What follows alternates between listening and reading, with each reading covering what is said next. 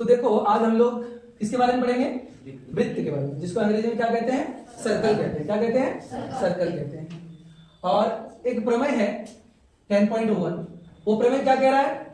वृत्त के किसी बिंदु पर स्पर्श रेखा क्या स्पर्श बिंदु से जाने वाली त्रिज्या पर क्या होती है? लंब होती है। तो देखो इसको समझने का क्या करेंगे? प्रयास करेंगे। सबसे पहले हम क्या बनाते हैं? सर्कल बनाते हैं। क्या बनाते हैं? एक सर्कल बनाते हैं। ये एक वृत्त है और ये एक क्या है? स्पर्श रेखा है। क्या है? स्पर्श रेखा है जो इस बिंदु पर क्या कर रही है? स्पर्श कर रही है ना। ठीक, तो बोला वृत्त के किसी बिंदु पर स्पर्श रेखा, ये स्पर्श रेखा, हाँ, स्पर्श बिंदु से क्या? स्पर्श बिंदु से जाने वाली त्रिज्या तो आप लोग जानते हैं। ये क्या है? वृत्त का केंद्र। क्या है? केंद्र। और केंद्र से स्पर्श बिंदु तक जो खींचा गया भाग है वो क्या है? त्रिज्या है। और ये जो त्रिज्या स्पर्श बिंदु पर पड़ रही है, कहां? स्पर्श रेखा पर, वो कैसी होगी? लंब होगी। क्या होगी?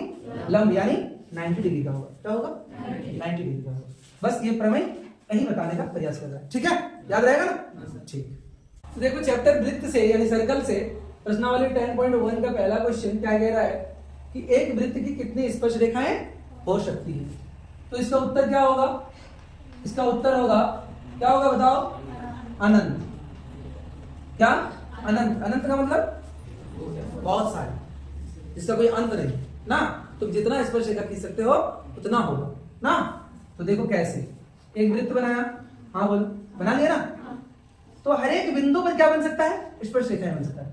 यहां भी बन सकती है, यहां भी बन सकती है, यहां भी बन सकती है, यहां भी बन सकती है, मतलब जितना खींच सकते हो उतना बनेगा। तो एक वृत्त की अनंत स्पर्श रेखाएं हो सकती है। ठीक है, तो देखो अब है प्रश्नावली 10.1 का क्वेश्चन नंबर 2। क्या कह रहा है? रिक्त स्थानों की पूर्ति कीजिए। पहला क्वेश्चन है, किसी वृत्त की स्पर्श रेखा उसे डैश बिंदु पर प्रतिच्छेद करती है। एक वृत्त बनाते हैं और एक स्पर्श रेखा खींचते हैं। क्या खींचते हैं? स्पर्श रेखा। तो जब ये स्पर्श रेखा इसको छू के निकलेगी तो कितना बिंदु पर ये करेंगे? कितना बिंदु पर प्रतिच्छेद करेगी? 1। यहां क्या भरोगे? उत्तर होगा 1। ठीक है, वृत्त को दो बिंदुओं पर प्रतिच्छेद करने वाली रेखा को क्या कहते हैं? दो बिंदु बोला है, दो बिंदु, एक बिंदु नहीं। तब ये क्या करेगा? दो बिंदु पर प्रतिच्छेद करेगा। कितना बिंदु पर? तब इसको क्या बोलेंगे बाबू? छेदक रेखा। क्या बोलेंगे? छेदक रेखा। क्या? छेदक रेखा। और इस बिंदु से इस बिंदु के बीच की दूरी को क्या कहते हैं? जीवा ना। और ये रेखा है बाहर तरफ भी है, तो इसको क्या बोलेंगे? छेदक रेखा। कौन सा रेखा? छेदक रेखा। चलो ठीक है। एक वृत्त की डैश यानी खाली स्थान समांतर स्पर्श रेखाएं हो सकती है। कितनी हो सकती है? समांतर।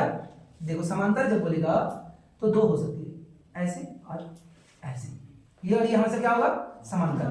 तो ऐसे कितनी रेखा हो सकती है? दो। चाहे इधर से करो चाहे इधर से करो। ठीक है, दो ही हो सकता है। तब इधर वाला नहीं होगा ना, कट जा रहा है, इधर वाला नहीं होगा, तो ऐसे ही दो होगा। तो एक वृत्त की क्या लिखोगे बाबू? दो समांतर स्पर्श रेखाएं हो सकती है। ठीक है, अगला वाला, वृत्त तथा उसकी स्पर्श रेखा के उपनिष्ठ बिंदु को क्या कहते हैं? अरे वृत्त तथा स्पर्श रेखा, ये स्पर्श रेखा है, ये वृत्त है और ये स्पर्श रेखा है। इसका जो वरिष्ठ बिंदु होगा ना, इसको क्या बोलेंगे? स्पर्श बिंदु। कौन से बिंदु? स्पर्श बिंदु, मतलब वो छू के निकल जाने वाला बिंदु। स्पर्श मतलब क्या? छू जाना ना। तो आशा करते हैं हम लोगों को 1, 2, 3 और 4 चारों समझ में आ गया होगा। कोई दिक्कत है? तो चलिए अभी हम लोग प्रश्नावली 10.1 का क्वेश्चन नंबर 3 सॉल्व करेंगे। क्वेश्चन 3 क्या कह रहा है? 5 सेंटीमीटर त्रिज्या वाली एक वृत्त के बिंदु P पर स्पर्श रेखा PQ के O से जाने वाली एक रेखा से बिंदु Q पर इस प्रकार मिलती है कि OQ 12 सेंटीमीटर। तो PQ की लंबाई क्या होगी? 12 सेंटीमीटर, 13 सेंटीमीटर, 8.5 सेंटीमीटर या √119 सेंटीमीटर। तो चलिए सॉल्व करते हैं। क्या करते हैं? सॉल्व करते हैं। अल्लाह करोगे? तो सबसे पहले क्या बनाते हैं? वृत्त बनाते हैं। और उस वृत्त की त्रिज्या क्या है बाबू? उस वृत्त की त्रिज्या कितनी है? दिया हुआ है क्या? हाँ, 5 सेंटीमीटर त्रिज्या वाले, तो ये 5 सेंटीमीटर है।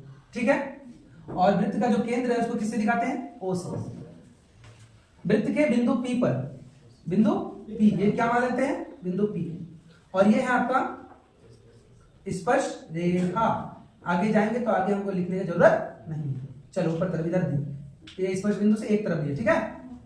और ये जो पी क्यू है ये क्यू है, और जब हम ओ और क्यू को मिला देंगे तो ये ओ क्यू कितना दिया है 12 सेंटीमीटर, ठीक है। तो कहीं ना कहीं एक त्रिभुज देखने को मिल रहा है, क्या ओपी क्यू एक त्रिभुज बन गया। और कौन सा त्रिभुज? क्यों समकोण त्रिभुज तुम बोलोगे? याद करो हमने 10.1 प्रमेय पढ़े थे। क्या पढ़े थे? कि जब कोई त्रिज्या स्पर्श बिंदु किसके स्पर्श रेखा के स्पर्श बिंदु पर पड़ता है तो कितना डिग्री का कोण बनाता है 90 डिग्री। और ये किस प्रकार का त्रिभुज बन गया तब? समकोण त्रिभुज। तो लिखेंगे समकोण त्रिभुज, समकोण त्रिभुज ओपी क्यू में ना, ओपी क्यू में ये क्या है? आधार, आधार मतलब बी, व्यास 5 सेंटीमीटर, और ये क्या है? कर्ण है, कर्ण यानी एच ना, हाइपोटेन्यूस 12 सेंटीमीटर यानी 12 सेंटीमीटर। निकालना क्या है? पी क्यू, और यहाँ पी क्यू हमारी क्या है? लंब है। लंब की बात ही काम कर रहा है तो क्या लिखेंगे? लंब को कहते हैं perpendicular P is equal to what? बात समझ में आ रहा है? चलिए, तो कौन सा रूल से? यस, पाइथागोरस प्रमेय से हम बोल सकते हैं किसका? लंब का ना। तो लंब का जो स्क्वायर होता है, लंब का जो स्क्वायर होता है वो कर्ण का स्क्वायर घटा आधार का स्क्वायर होता है ना। ऐसे तो लिखा जाता है कर्ण का स्क्वायर बराबर आधार का स्क्वायर प्लस लंब का स्क्वायर, ये लिखा जाता है ना। लेकिन हमको निकालना है कौन? लंब वाला। तो लंब वाला निकालना है तो आधार को इधर ले जाएंगे तो कर्ण से आधार माइनस होगा कि नहीं? ठीक है, तो क्या करेंगे? लंब को हमने क्या माना? पी। पी बराबर क्या होगा? रूट अंडर कर्ण यानी एच, सॉरी रूट अंडर नहीं, यहाँ स्क्वायर है तो स्क्वायर है, तो और कर्ण क्या है? एच स्क्वायर माइनस आधार को बी, बी स्क्वायर। एक काम करो, पी क्या है हमारी? पी क्यू है। क्या है? पी क्यू है। क्या है? पी क्यू का स्क्वायर। एच क्या है? ओ क्यू का स्क्वायर, और बी क्या है? ओपी का स्क्वायर। तो पी क्यू तो निकालना है, ओ क्यू कितना है? 12 का स्क्वायर माइनस ओपी 5 का स्क्वायर। तो पी क्यू निकालना है, पी क्यू स्क्वायर नहीं। तो ये उधर चला जाएगा, क्या हो जाएगा? रूट अंडर होगा ना। और 12 का वर्ग कितना हो जाएगा? 144, और ये 25। तो पी क्यू बराबर कितना हो जाएगा? 14 से 5 घटाएंगे 9, और 13 से 2 घटाएंगे 11, यानी पी क्यू इक्वल टू कितना आ जाएगा? रूट अंडर 119 सेंटीमीटर, क्योंकि सारा सेंटीमीटर में ही है ना। This is your answer, option number D. समझ में आया? कोई दिक्कत है?